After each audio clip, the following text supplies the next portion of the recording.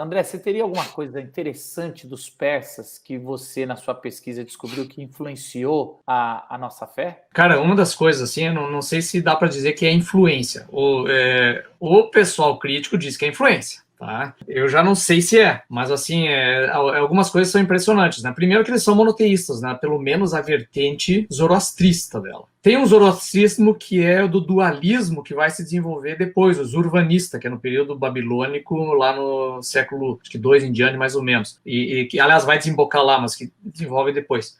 Mas o zoroastrismo do Zoroastro raiz, ele é bem monoteísta, assim. Só que fora isso tem o que? A noção de anjos e demônios. E isso me parece uma das coisas mais marcantes, assim. Porque eles têm uma noção muito forte. Porque você tem no Antigo Testamento, não aparece. A gente tenta enxergar em algum texto e outro, assim, mas não é essa coisa de uma entidade que toma posse de um corpo, que é combatida, que é expulsa, nada disso. No Novo Testamento, chacoalha uma árvore, cai uma legião. De onde veio esse negócio, cara? É verdade. Até em Jó, o Satanás, né, é o promotor, né? É o advogado de acusação ali, é o cara que pode muito bem na leitura ser interpretado como alguém que está falando, ó, ele é obrigado a contrapor Deus nos argumentos, no sentido, vamos ver se está tudo certo do que você está falando. Olha, meu servo Jó. Não, mas vamos ver.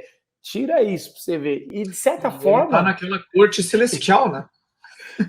É isso, está na corte celestial, ele não está pedindo permissão, Deus está conversando ali nos Elohims e ele está lá, mas isso vai baratinar, só estou dizendo que é uma possibilidade, público, não estou dizendo que... Eu acho que tem muito a ver, eu não tenho muito problema, assim, de que, não é a questão de que Deus revelou lá, etc., mas que eles foram para o exílio e voltaram entendendo o mundo espiritual diferente, eu não tenho dificuldade para isso. Né? Não tenho problema de que tenha vindo dos persas o entendimento de um mundo espiritual com anjos e demônios que eles não tinham antes e que isso seja verdade. Não tem problema, porque Jesus autenticou isso depois. Né? Então, para mim, isso não é um problema, né, de que eles tenham descoberto isso lá fora.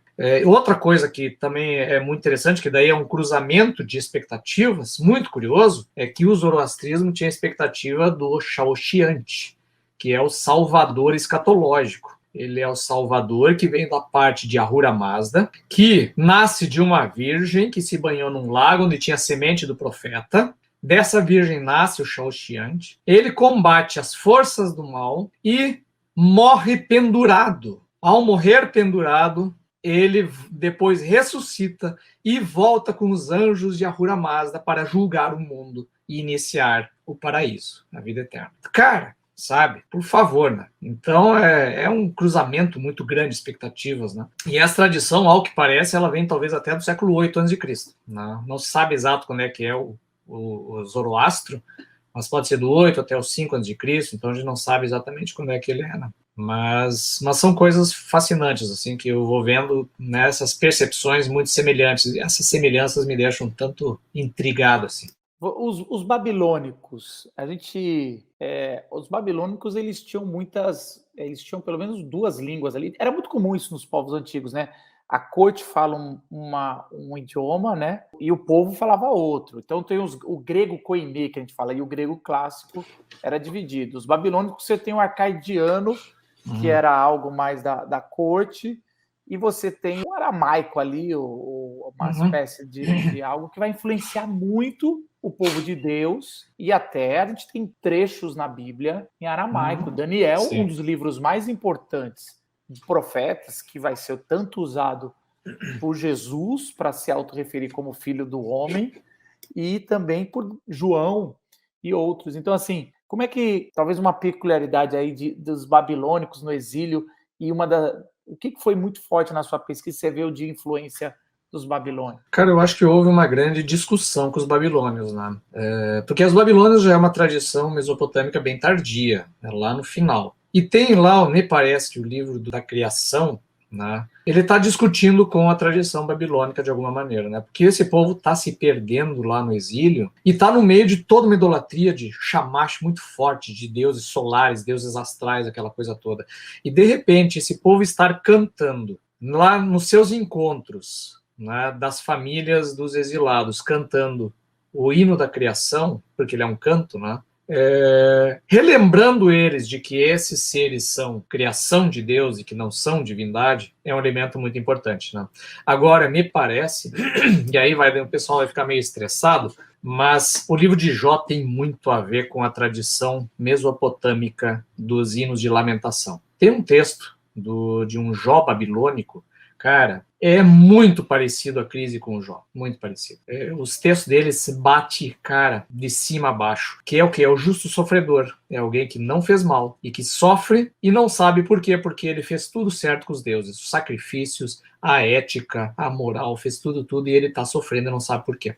Não. Então, só que esse texto não tem um fechamento que nem tem Jó. Né? Que também não tem um fechamento lá muito bom, né? Mas entre aspas, muito bom, porque a gente quer resposta. Né? Ah, não, é isso que eu ia falar, eu acho, e eu não vejo nenhum problema em ele é um fechamento filosófico, ele não é um fechamento... Eu não vejo problema, porque assim, é muito comum, uma vez eu ouvi isso de um teólogo, achei bacana, é muito comum, André, se você vai escrever alguma coisa hoje para ensinar, você vai ser influenciado por Hollywood, você vai ser influenciado pelo professor seu que você teve na faculdade, você vai ser influenciado pelas histórias que você ouviu de criança, e na verdade é super normal todo o povo de Deus ter ouvido histórias e falado, vou escrever, mas a versão nossa. E é exatamente isso. Jó, eu tenho certeza que, se olhar, tem muita história do justo sofredor, mas o que vai diferenciar é o final. É o final ali que é um final que está mostrando ali, ó, isso que eu quero contrapor.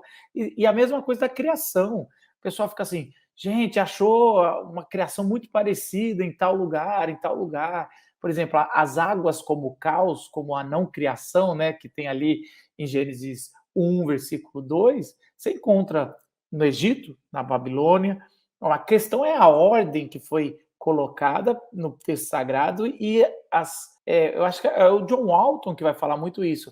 O que é semelhante e o que não é, essa é a jogada legal para você trabalhar. Claro, porque eles navegam, o John Walton usa essa expressão, né? Eles navegam no mesmo rio cultural, né? Eles estão dentro das mesmas perspectivas, mesmas ideias, mas estão em diálogo com elas, né? Estão contrapondo, e esse que é o fascinante desse texto. Né? Eu ouvi do John Walton uma história que eu achei muito legal, que ele fala assim que o cara estava em Nova York atrasado para ir no teatro. Você já ouviu essa história, André, ou não?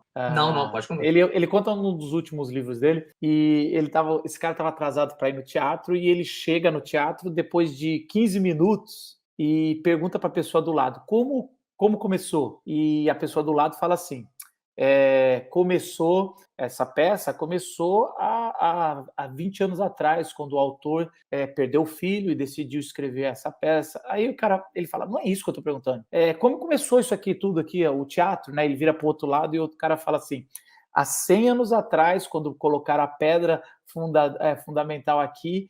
E aí ele fala, não é isso que eu estou perguntando. Ele pergunta para o cara de trás como começou a peça, e o cara falou, a peça começou com... Aí é interessante que ele fala que essas são as narrativas da criação de todos os povos, e ninguém está necessariamente errado. É só que na Bíblia você tem que fazer a pergunta certa que está sendo respondida. Então, assim, esse olhar que o John Walton faz nessa história, eu falei, caramba, a gente precisava ter um olhar um olhar mais carinhoso com os outros povos para saber que Deus está trabalhando, ama todos e está querendo, de certa forma, se revelar a todos, né? Para a gente também parar de fazer pergunta errada para a Bíblia, né? Saber se cobra tinha perna ou não, né? Que raio de pergunta é essa? Exatamente. Ei, você que está assistindo o Corte Entendendo a Bíblia, um programa onde a gente chama a gente com grande conhecimento bíblico que vai ajudar você a ler e a entender a sua fé em Jesus Cristo de maneira clara e com autoridade. Se você quiser assistir esse episódio completo, é só clicar aí na tela do vídeo que a gente já disponibilizou o episódio todo para você. Tá incrível, nos vemos lá. Tchau!